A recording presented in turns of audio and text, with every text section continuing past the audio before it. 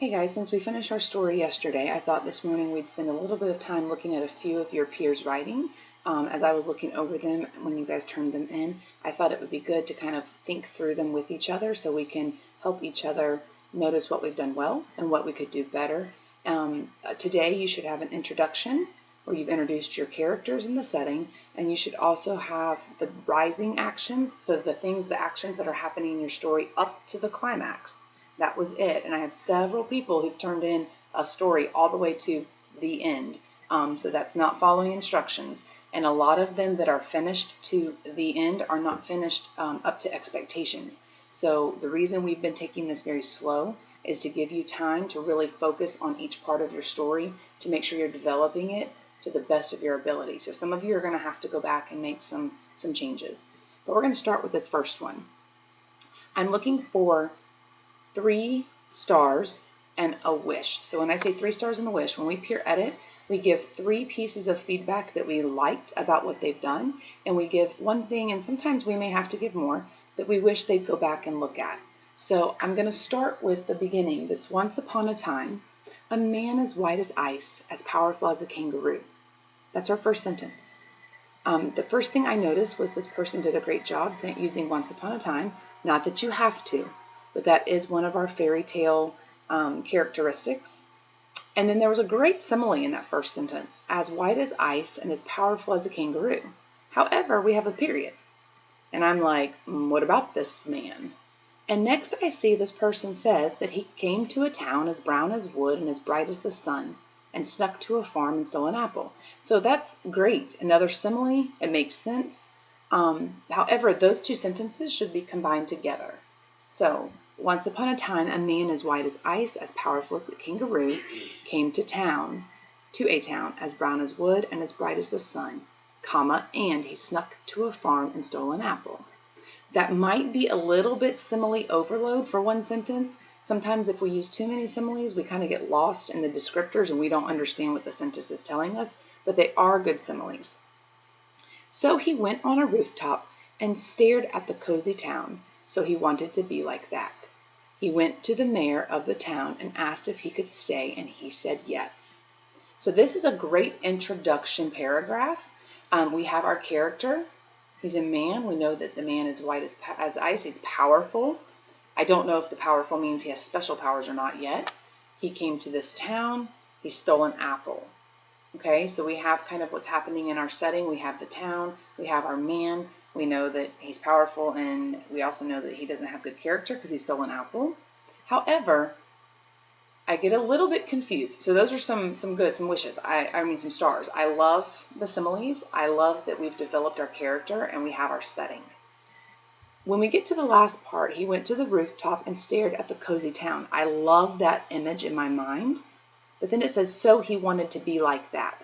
And I'm not sure what that means. He wanted to be like what? Like the cozy town? Did he want to stay there? Is that what we meant to say instead of he wanted to be like it? And then it says he went to the mayor of the town and asked if he could stay. So that part's fine. So we probably need to clarify that part in the middle.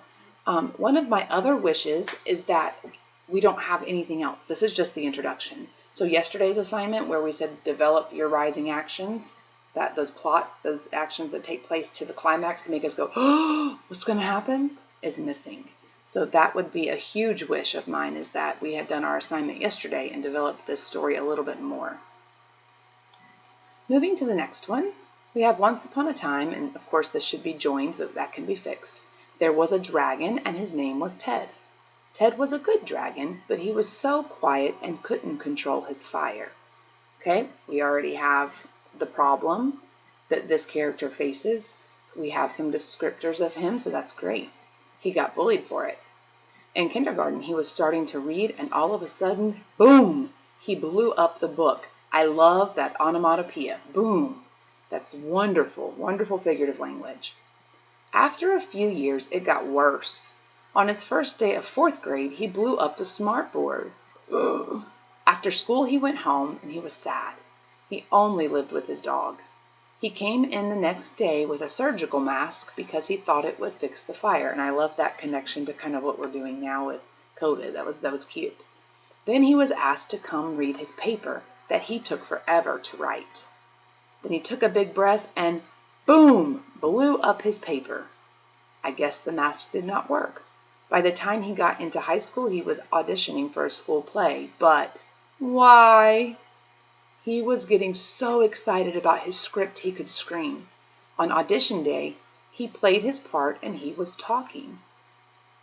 That would have been a great place to stop because this person finished the story, but that would have been a great place to kind of develop the climax a little bit more. Because now I don't know about you guys, but I'm sitting here going, oh gosh, this is a big play. Is he going to blow fire or what? What's going to happen? So on audition day, he played his part. And as he got ready to talk, and then maybe talk about how is he feeling, he was so nervous. He didn't know what to do. He could feel the fire, building inside him, and he was scared to open his mouth. Then he did, and then maybe talk about, because she goes on to say, he was able to control his fire like a muscle, and he felt more confident.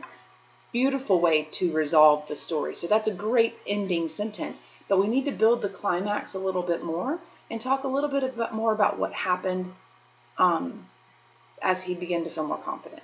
So this is a really great story, really well developed. We've got a lot of we have the figurative language of onomatopoeia. I don't see a simile. So, describing the fire that's breathing out of him might be a great place to add a simile.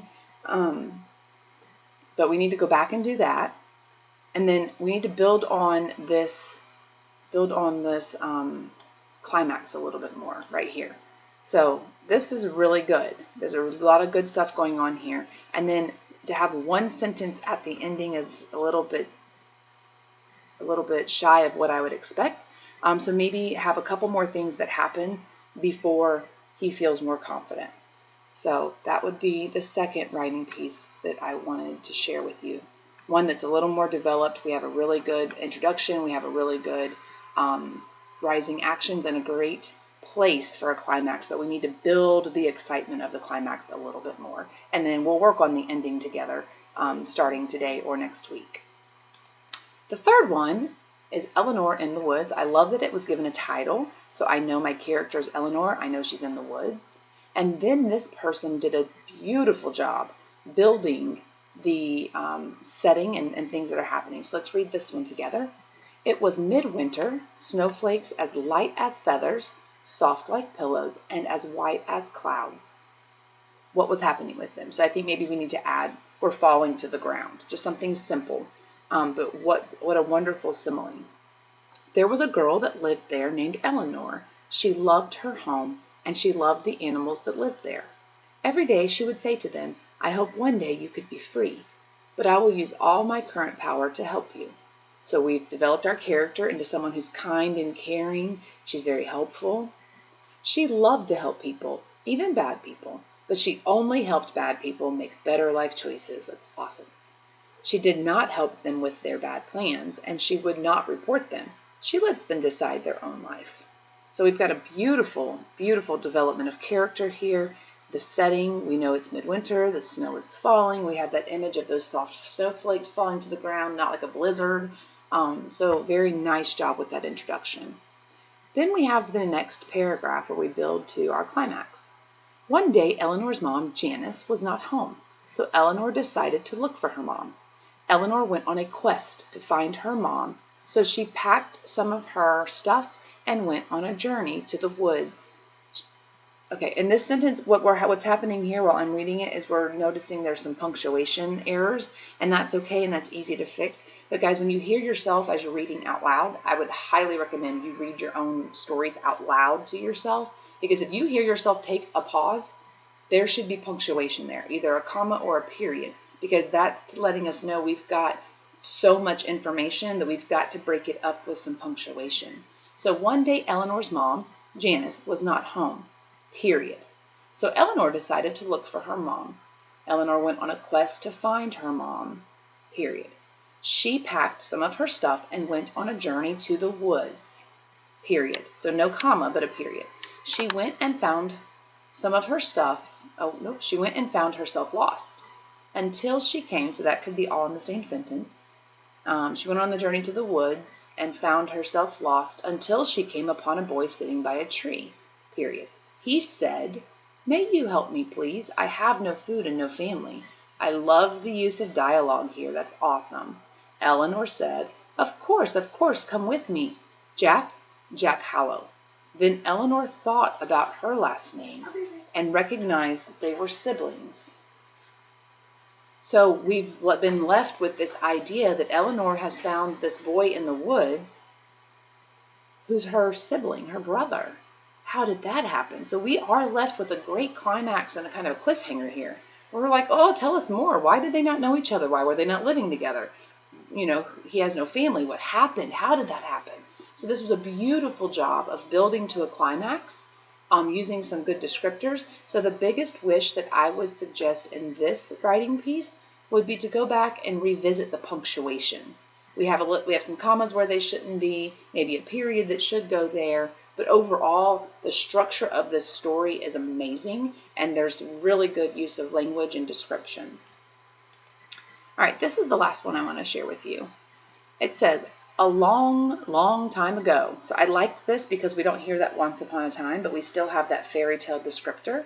In the age of kings and queens, there lived a young girl who lived happily with her parents. In the place where she called home, the sky was as clear as glass. The ever-moving river was gentle and clean, and the small hints of rain that fell there. Also living nearby was a boy that worked hard to get food for his family, and the two were best of friends. Beautiful introduction. We have a long time ago, the age of kings and queens, the young girl, she's happy. We have these awesome similes to describe the setting. We don't know a lot about our character yet. We know that she was happy, but we don't know much about who she is. So we could develop the character just a little bit and let us know a little bit more about what kind of character she is. But we have the setting all set up. The introduction is there. We have the two characters, they're best of friends, in this beautiful place. I don't have that second paragraph that y'all were supposed to do again yesterday. So this person really needs to go back and develop the next part of her story. I don't have the climax. I don't know what's going to happen with the best friends, and that information should be here. But this is a great, great example of a wonderful introduction. So I'd like for you guys to think about this. I wonder if you're noting some of the things I'm noting. And then in class today, we may look at a few more of your friends' writing pieces to give them some feedback. But those of you who these stories belong to, you've got this story. You've got this video. You can go back and listen to your story and make some of those changes and make some of those edits and revise it as we get ready to move into the next part of our writing. But overall, you guys have got a good start. We just need to go back and finish and fix it a little. Have a wonderful day, and I'll see you in just a little bit.